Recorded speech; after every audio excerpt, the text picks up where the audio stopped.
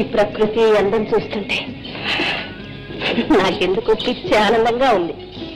మంజు, ఇవాళ ఎందుకు ఇదంతా చేస్తుంది?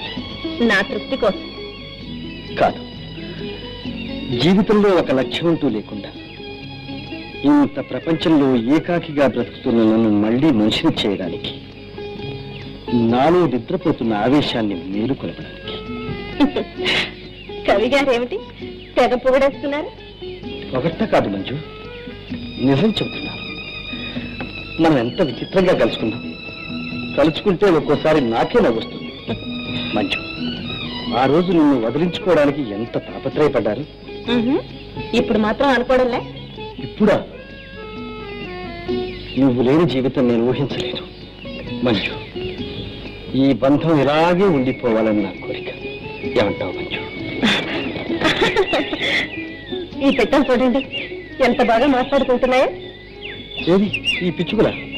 అవును, వాటి భాష మనకు తెలిస్తే ఎంత బాగుంటుంది. అలాగే వచ్చే జన్మలో మన ఇద్దరం పిచ్చుకలు అయిపోతాం.